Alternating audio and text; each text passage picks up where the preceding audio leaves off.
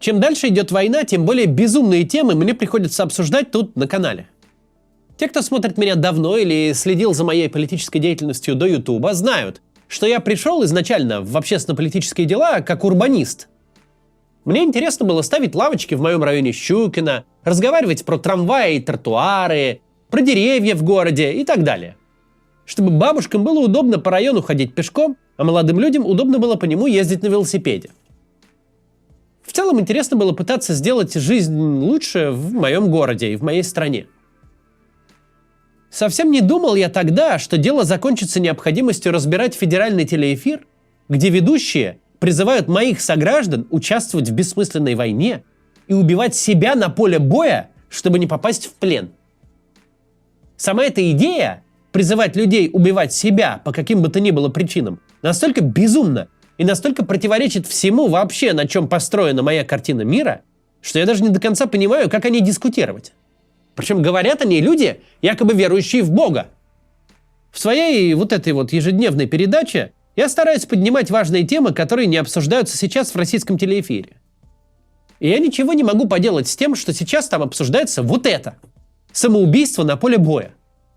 Придется нам в этом сегодня с вами разобраться.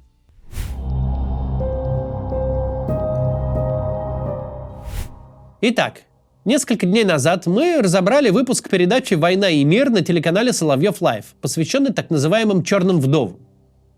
Женщинам, которые выходят замуж за участников боевых действий, дожидаются их гибели, получают за них миллионы рублей гробовых, а потом выходят замуж за следующих. И так по кругу. Черные вдовы обманом женят на себе одного, второго, третьего. Есть случаи, когда одна на себе женила 3 бойцов. Они по очереди погибли, она по очереди получила за них выплаты. Телеведущие Сергей Карнаухов и Анастасия Кашеварова и гости их эфира обсуждали моральный облик черных вдов и дискутировали о том, как бороться с таким, по их мнению, постыдным явлением. Я же призвал переключить фокус внимания с второстепенного на главное. Если за 3 с небольшим года спецоперации некоторые предприимчивые россиянки успели похоронить по несколько мужей, может быть, не надо России таких спецопераций? Так вот, один из 2 ведущих той программы, Сергей Карнаухов, посмотрел мой ролик и написал пост. Но, к сожалению, речь вновь пошла не о главном, а о побочном. В начале поста Карнаухов посетовал на своих коллег по цеху, которые занимаются плагиатом и недобросовестно цитируют его программу, не давая ссылок на первоисточник.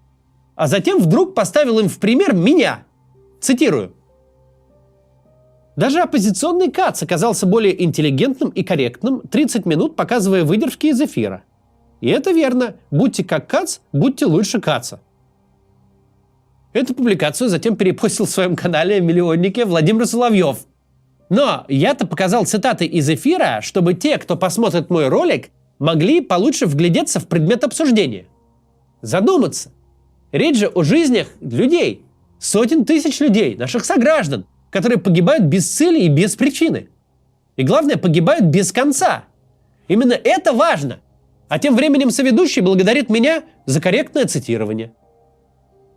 Между тем, по телеграм-каналам и по Z-каналам и по антивоенным разошелся фрагмент из другого выпуска той же передачи.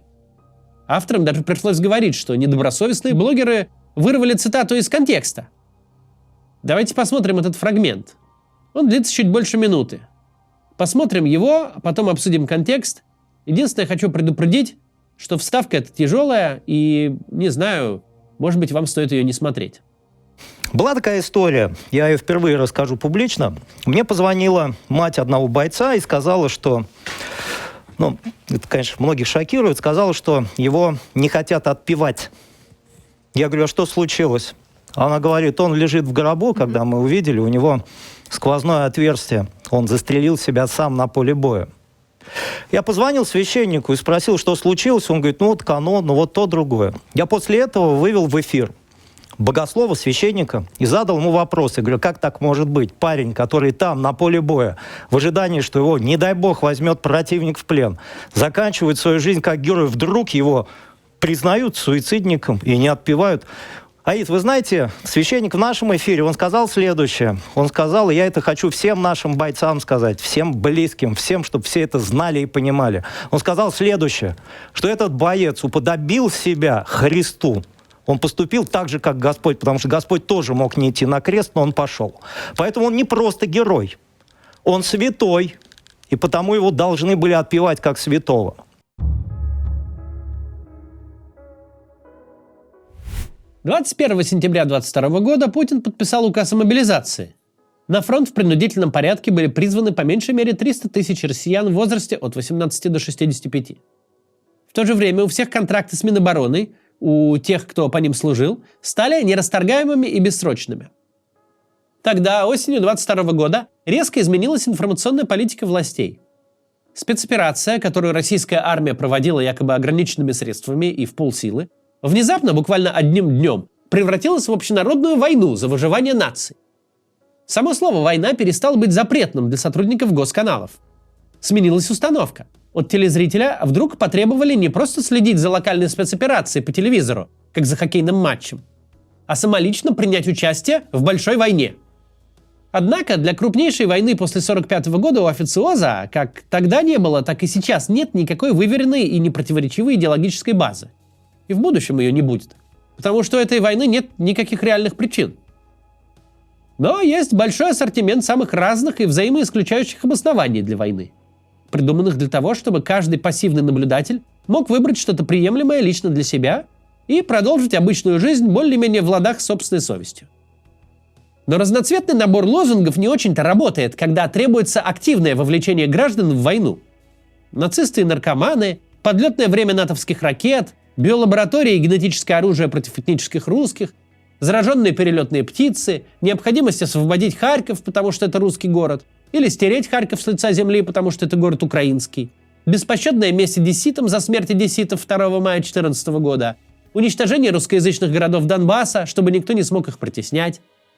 Все эти тезисы, может быть, и годятся для того, чтобы зритель кивнул телевизору и продолжил заниматься домашними делами. Да и то не очень-то годятся. Но ни один из тезисов не дает зрителю ответа на вопрос, а почему, собственно, я должен рисковать своей жизнью в этой байде? Тогда, в конце 22-го, официоз решил подойти к этому вопросу с обратного конца. Мол, а кто сказал, что отдать жизнь – это в принципе что-то плохое? Кто сказал, что у человеческой жизни есть цена? Чтобы кто-то спрашивал, за что ее отдавать или не отдавать.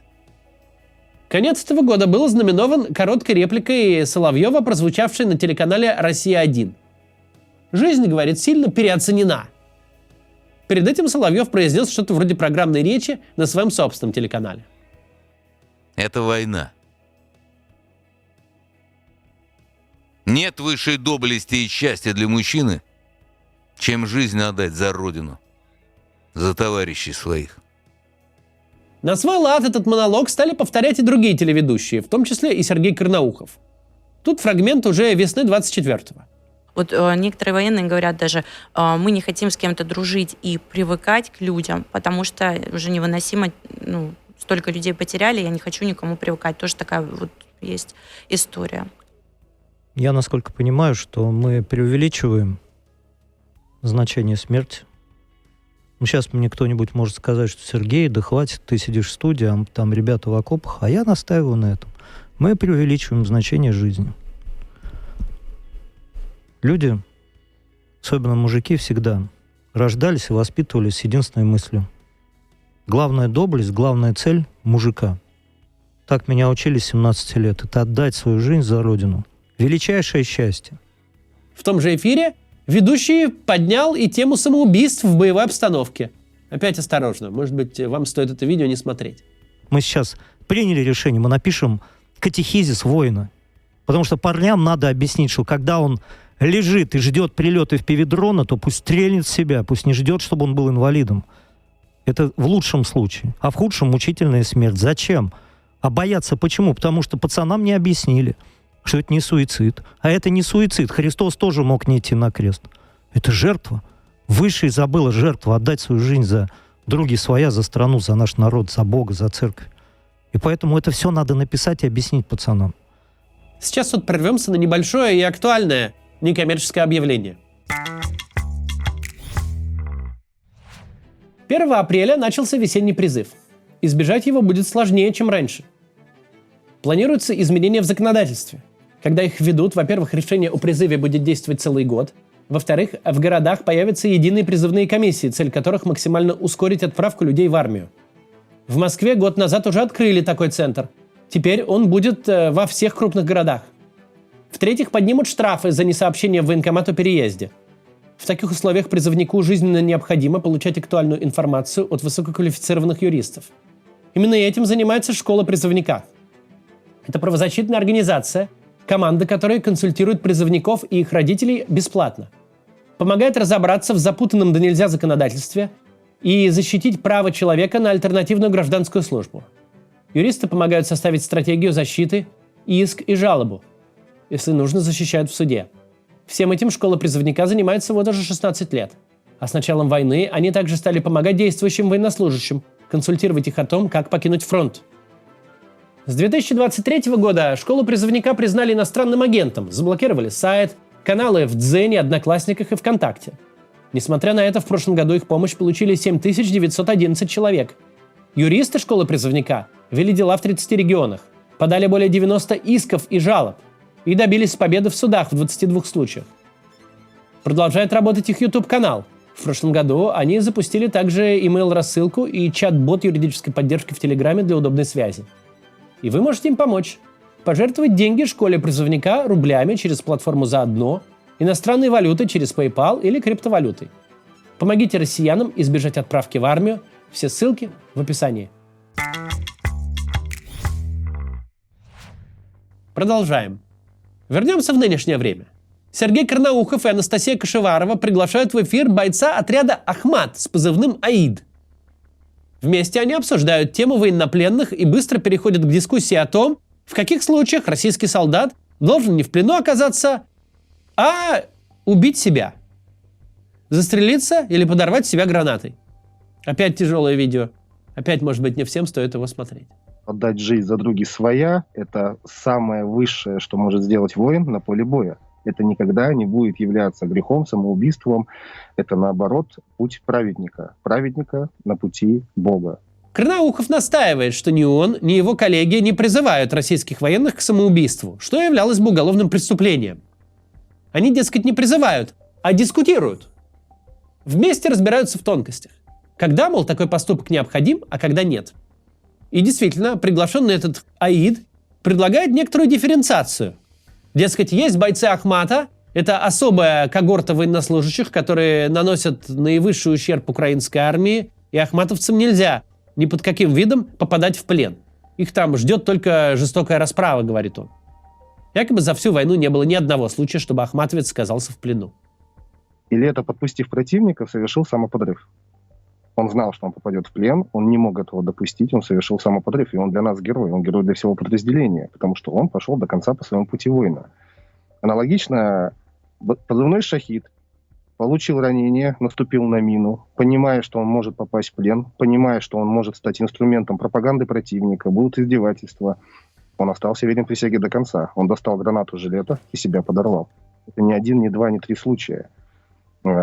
Потому что мы себе такого позволить не можем. В то же время, по словам Аида, обычные мотострелки и десантники, в отличие от ахматовцев, в плен попадать могут. Сами сдаваться ни в коем случае, говорит. Всех таких, нужно выявить и карать по статье 352.1 Уголовного кодекса. Но если попали в плен, будучи ранеными или контуженными, или оставшись без патронов, то, по словам Аида, ничего страшного. Кстати, гость эфира прям специально ставит чеченский Ахмат на ступень выше обычных российских десантников. Проговаривает это не один раз. Даже интересно, что об этом думают бойцы ВДВ, которые вроде как всегда считались элитным родом войск. Существуют разные подразделения. Понятно, что обычный мотострелок или обычный десантник, который попадает в плен, он, скорее всего, плен спокойно пройдет. Но те подразделения, которые наносят колоссальнейший вред противнику, которые просто 24/7 за ними идет охота, таких подразделений на фронте много героических, спецназ Ахмат одно из них. Если мы попадем в плен, он нам не светит. Мы не доживем даже до фильтрации или до доставки в СИЗО. Нас просто замучают еще на поле боя. И мучить нас будет очень тяжело. Нам плен не светит, поэтому мы даже не рассуждаем о том, чтобы в него, не дай бог, попасть. Поэтому попасть в плен обычному рядовому солдату с ранением, который героически исполнял свой долг, в этом ничего такого нет. Это героический мужчина, который сражался до конца, получил ранение, боролся за свою жизнь и в итоге вернулся и может вернуться на поле боя. Последнее, что озвучил Аид, незаконно и ненормально. Согласно международным конвенциям, участницей которых является Россия, никто из освобожденных и репатриированных из плена не может быть использован на действительной военной службе. Но эту норму никто не соблюдает. Военнослужащих после обменов пленными снова отправляют в бой. Да, конвенцию нарушают обе стороны, но российским солдатам и их семьям от этого не легче. Ведущий Карнаухов – человек верующий и воцерковленный, ну или во всяком случае он поддерживает себе такой публичный имидж. В своем телеграм-канале он рассказывает о многочасовых молитвах за российских солдат, в которых участвует якобы и он сам. Он не раз высказывался о теме мученичества, не раз вызывал смешанные чувства даже у своей аудитории. Вот, например, один из ярких случаев. Хотя тут Карнаухов ведет рассказ от лица знакомого военного священника. Опять контент, может быть, не всем стоит смотреть. Вот он стоял, и вдруг он говорит, я на рассвете встал, восходило солнце, было совсем раннее утро, там, начало 5-го. И он говорит, я вижу, что земля блестит. Я говорю, как блестит? Он говорит, буквально. Он говорит, кости ребят наших, которые в разные дни погибали, а война же идет уже 3-й год, мы про это забываем, они наполнили все это поле. И они, говорит, прошли по ним танки. И мы, когда эту землю уже освободили, вот эти косточки беленькие, они поблескивают на солнце. Я в какой-то момент понял, что каждый из этих пацанов, многих из которых он помнит, они не просто погибли, они святые. И они святые не фигурально, как вот мы любим, вот это. Нет, они в церковном смысле святые. В одном из своих недавних постов в Телеграме телеведущий, оправдывая свои слова о жизни и смерти, решил рассказать, как он сам когда-то проходил тактико-специальную подготовку. И там инструкторы, мол, в подробностях объясняли, как правильно себя уничтожить с помощью разных видов оружия, включая даже штык-нож от автомата. Этот пост я не показывать, не пересказывать не буду, потому что там прям инструкции. Приведу лишь вывод, который делает в посте Карнаухов после описания этих всех инструкций. Я, пишет, хорошо понимаю либерду, которая трясется от слова «смерть». Мы и они два разных мира. Это точно. Отсюда столько репостов блока нашей передачи, где Аид говорит о том, что в его подразделении в плен не сдаются. Думаю, путь самурая – это и наша дорога. Самурай. Хуерая. И да, я пишу это без бравады, говорит. Просто пытаюсь пояснить ситуацию. Почему так по-разному все воспринимают темы жизни и смерти. Для многих жизнь – это то, за что они готовы пошло цепляться до последнего, даже ценой потери своего достоинства. В этой публикации автор развил мысль, которую ранее высказывал в телеэфире. Тяжелая же тема. И, Настя, вот сейчас, когда ты это слышишь, ты понимаешь, что резонанс будет жуткий. У нас огромное количество людей в обществе, которые своими грязными, корявыми руками цепляются за жизнь настолько пошло, что иногда даже смотреть неприятно. Ты понимаешь, что и жизнь их недостойна, и смерть будет еще более позорной. К сожалению, соведущая Карнаухова Анастасия Кашеварова не дополнила тот телеэфир историей, который рассказала в прошлом году в своем телеграм-канале. О том, как солдат выполнил заветы телевизионщиков, а потом его семье на этом основании отказали в выплатах. Потому что военнослужащий, дескать, был убит не противником. Такие, согласно публикации Кашеваровой, и без церковного отпевания остаются, ведь самоубийц не отпевают. И родных могут оставить ни с чем тоже. Для полноты картины стоило бы это проговорить, и в телестудии тоже. Но другую мысль доносят. До сих пор в ролике я просто цитировал то, что они там говорят в федеральном телеэфире. Такой формат в каком-то смысле мне подсказал сам Карнаухов. Просто изучить телевизионные эфиры и некоторые посты в провоенном телеграме. Посмотреть, как и о чем там люди разговаривают. И добросовестно их процитировать, не вырывая фразы из контекста, упоминая первоисточники. И вот мы цитируем. В федеральном телеэфире, вроде как воцерковленный персонаж, Рассказывает, что в некоторых случаях человеку нормально себя убить. И ругает заодно либералов, которые, мол, слово «смерть» пугаются. Как либерал, о котором, видимо, там шла речь, хочу сказать в конце следующее. Нет на свете ничего ценнее человеческой жизни. Вашей жизни, жизни других людей. Конечно, государству выгодно, чтобы вы думали, что ваша жизнь ничего не стоит, и тем более, что ничего не стоит жизни других.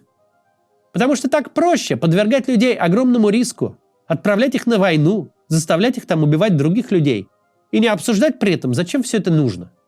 Многие люди рискуют своей жизнью на работе. Это делают пожарные, полицейские, которые борются с реальными преступниками, врачи, которые лечат опасные и заразные болезни. Есть много людей, занятых героизмом на ежедневной основе.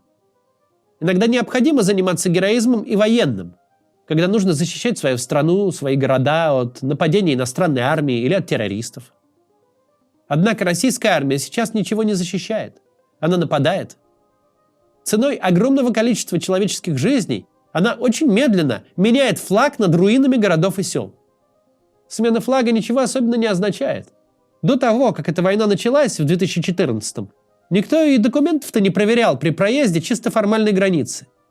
Все эти жизни теряются совершенно просто так. Когда сильное государство сходит с ума, это страшно и тяжело. Именно это сейчас произошло с нашей страной, которая через свой федеральный телеэфир призывает людей на войну за деньги и там же призывает их убить себя, чтобы не попасть в плен. Ну или не призывает, а намекает. Время тяжелое. И если вы хоть как-то находитесь под риском оказаться на этой войне, ваша задача выжить. Не попасть в армию под любым предлогом. Отговорить всех, кого можно. Ну а если уж так вышло, что попали, выжить там. Выжить и никого не убить. Не только себя, но и других людей. Не нужно слушать людей, которые за огромную зарплату из просторных студий в центре Москвы призывают вас жертвовать собой ради ничего. До завтра.